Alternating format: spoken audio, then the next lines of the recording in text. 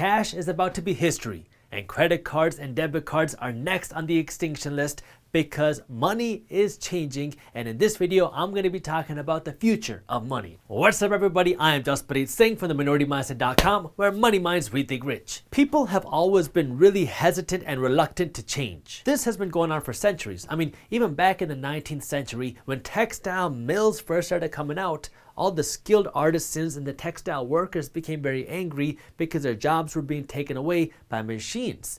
And so these textile workers started banding together. They were known as Luddites, and they went out and they would go and destroy textile mills because textile mills were taking away the jobs from the textile workers. When the internet came out, everybody thought that there was no way that people would spend their time staring at a computer screen, yet look at where we are now. When ride-sharing services like Uber and Lyft started to become very popular, you saw massive protests by taxi workers because they felt that their jobs were being taken away by this new technology. And now we're at a point where technology is changing the way that we do money. Technology has been changing the way we do money for a while now. I mean, before credit cards and debit cards, money was exchanged through cash. And so when you went to the store, you would buy things with cash or a check. And then came debit cards and credit cards, which allowed you not to have physical cash in your pocket, but you could just carry this piece of plastic. And now this plastic was connected to your bank account, and then you can go spend money through this debit card or credit card. And it was almost like just these digits that were transferring where you never had to deal with the cash. It was just numbers on a screen. But now this future of money is transitioning even more with all the development going on in blockchain and cryptocurrency. And that's what I'm going to be talking about in this video. But before I get into that, I need you to do me a quick favor and smash that thumbs up button below. And if you haven't already, you should join our free Minority Mindset community on Discord. We call it the Guac Talk community. We just launched this not too long ago, and this Guac Talk community is where you can network with other minority mindset thinkers. You can talk about cryptocurrency, you can talk about real estate, you can talk about the stock market, you can talk about money management, and you can talk about all things building wealth. This community is completely free, and you can join our Discord server by clicking the link in the description below. The reason technology is going to change the future of our money is because it is going to make the transfer of money safer, and it's going to make it easier. I mean, if you really think about it, using cash or a card like a credit card or debit card or signing a piece of paper like a check is a very risky way to transfer money because these things are easily copied, they're easily hacked. If you have $1,000 in your wallet and you accidentally wash your jeans, well, there goes $1,000. Or if somebody robs you, your $1,000 are gone. If you're using a card, it's very easy for a hacker to find your card number. It's very easy for them to now use this card somewhere else in the world and buy things from your money. Now, I know cards have protection, like fraud protection, so if somebody does use your money, you can get this money back, but the risk is still there because they can access your card, they can use readers when you insert your card into a chip. That way they can steal your number, that way they can use your money to buy other things.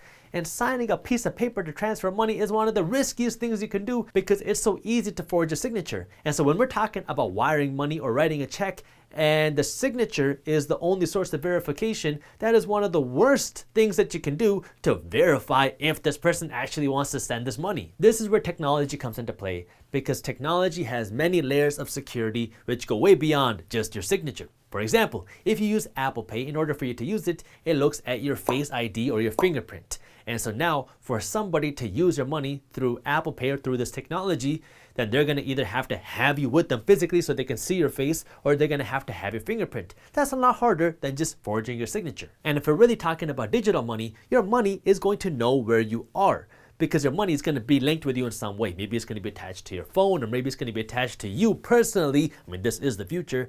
And so if your money notices that you are spending money 100 miles away from where you are physically located, it will notify you.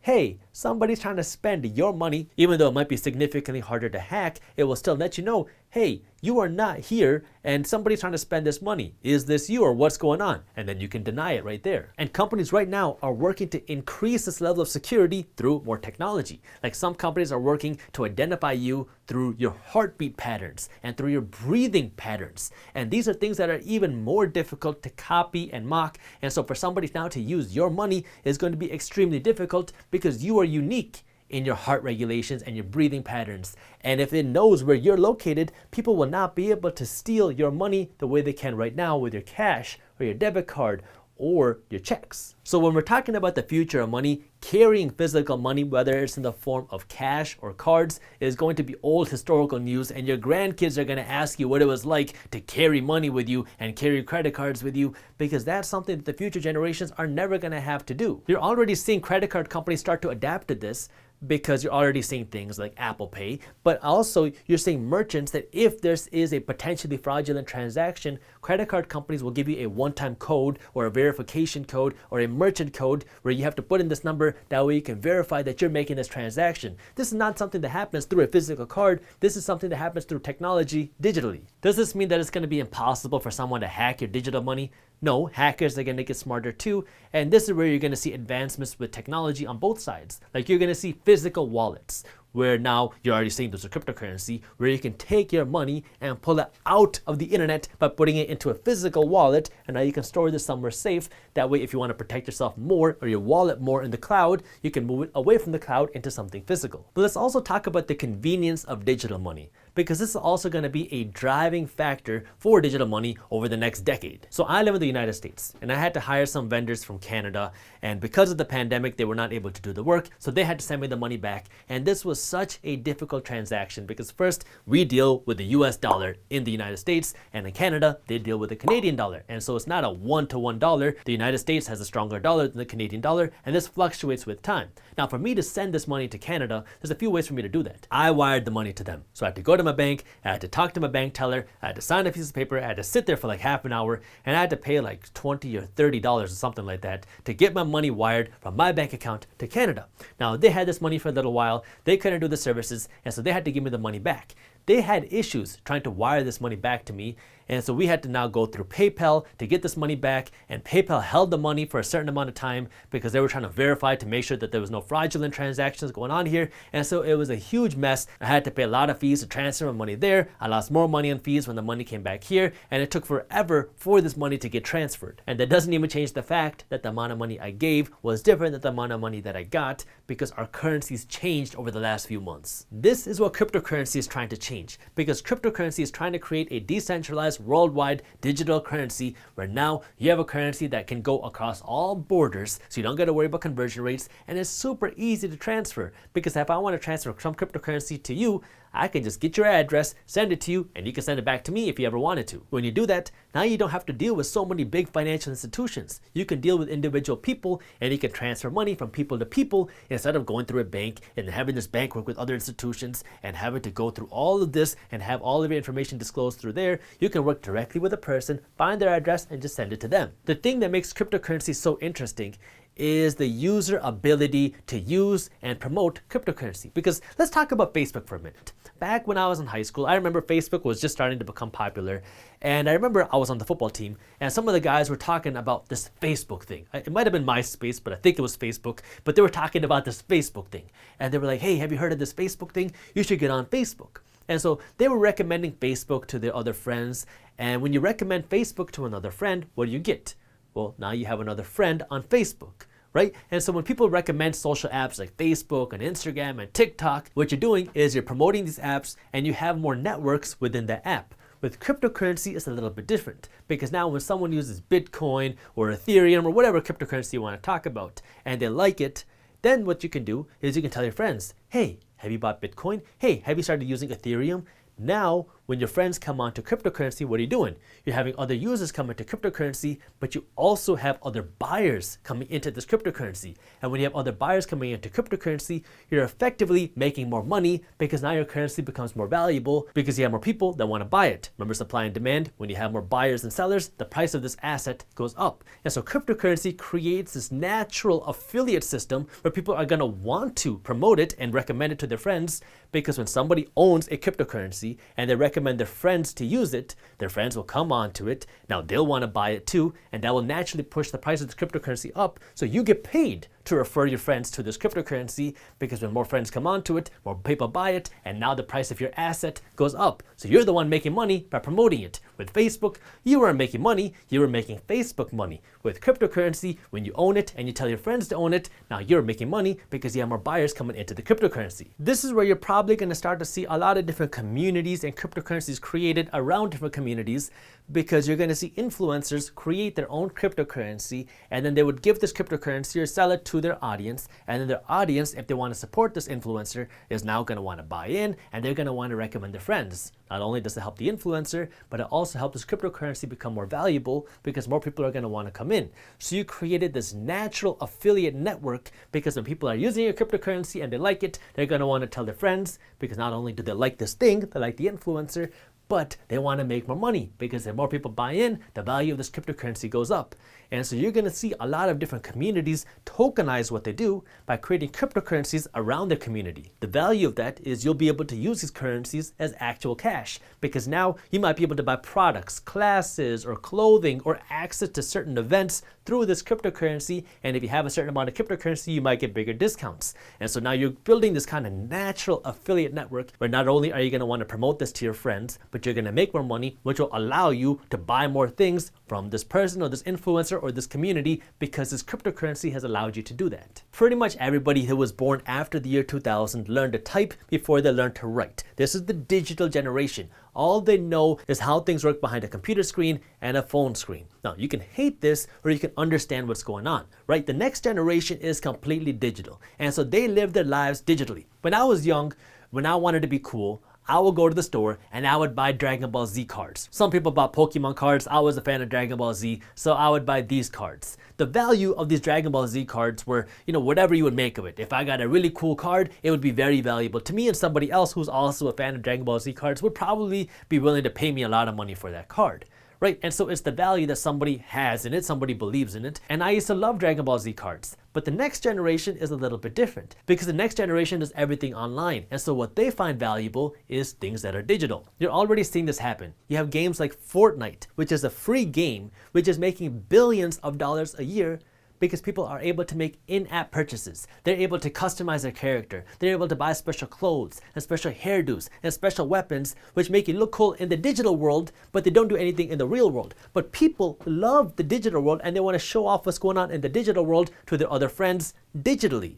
And so people are already spending their real money in the real world and the digital world to impress their friends digitally. And so now this is going to happen in the money world too. And so what do you think is stopping that from happening in the cryptocurrency and blockchain world too? You might have heard of NFTs, non-fungible tokens. The whole idea is this is a digital piece of art that somebody can buy. They became very popular when somebody paid like $67 million for an NFT, a piece of art that you can only see digitally, that this is something that you own digitally just so you can show it off to your digital friends. Sorry, it wasn't $67 million, it was $69 million. Now at this point you might be thinking, who in the world would want to buy digital art? You can't show it off in your room. You can't show it off to your friends in your house. Why would people want digital art? Well, because now people are hanging out digitally. And so people want to show off what they have digitally. That is the future. Sure, maybe $69 million for a piece of digital art might seem excessive, but you got to understand the kind of technology and the theory behind this. Because if the next generation does everything online and they hang out with their friends online, because when my young cousins get together, they sit in a room and they play video games together on their own phones. They're not talking to each other here, they're talking to each other through a screen, even when they're hanging out in person. The next generation hangs out with each other digitally. Now, this is good, this is bad, that's irrelevant. In this case, we're talking about what the future is. The next generation does everything online. So when we're talking about having this luxury and having something to show off and having your kind of pieces of coolness, people are going to want it to be digitally. And this blockchain is what is going to power that to happen. Blockchain is what cryptocurrency is built off of. And this is the thing that allows you to transfer and store data and allows you to protect everything. And so blockchain is just its own technology that allows you to do a lot of things like send money, and create this digital art,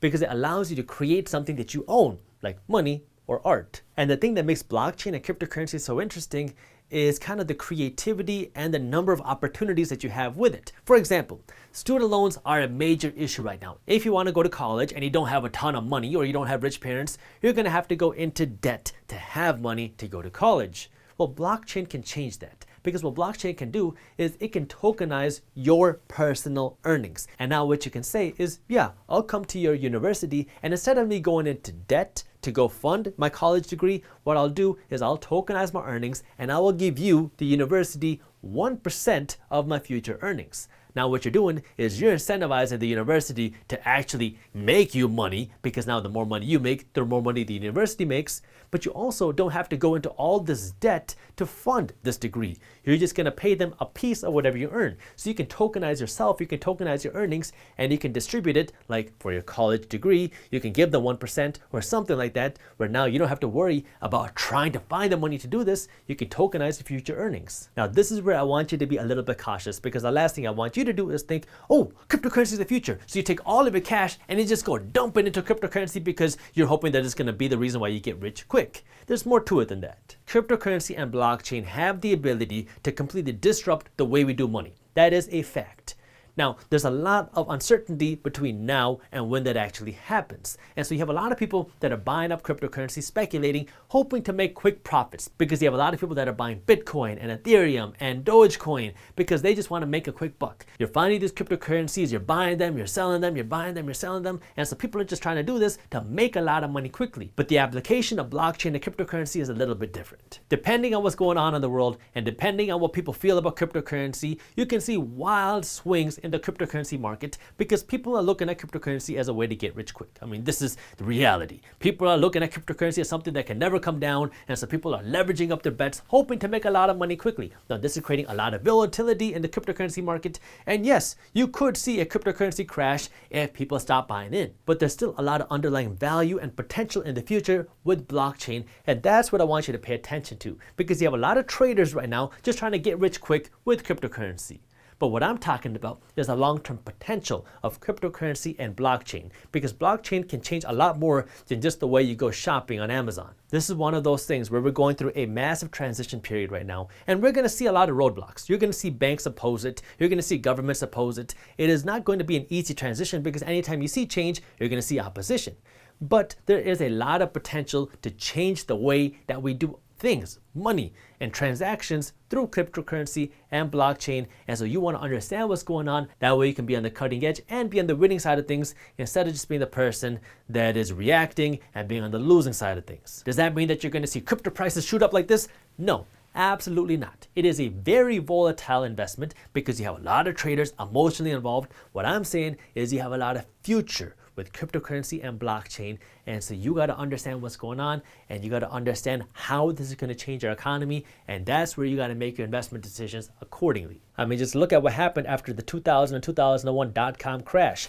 Everybody prior to the year 2000 thought that the internet was the future and that you would never lose money with the internet, because everything with the word .com at the end of it was skyrocketing like this. And so everybody started buying up these .com companies, and then came the year 2000, 2001, and all of these .com companies crashed, and you saw so many .com companies go out of business. And then you had all these people come out and said, oh, the internet was just a fad. I told you the internet would never take off. And look at where we are now.